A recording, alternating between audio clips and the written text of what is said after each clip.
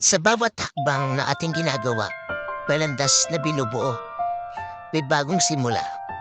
Ang bawat desisyon ay bahagi ng paglalakbay. Ang bawat pagkilos, may direksyon na tinatahak. Sa daan ng buhay, hindi lahat ay madali. May mga balakid, may mga hadlang na kailangang lampasan.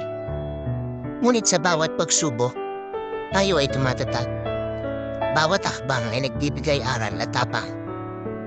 Ang pagkadapa ay parte ng proseso, hindi ito tanda ng kahinaan, kundi ng pagsusumikap.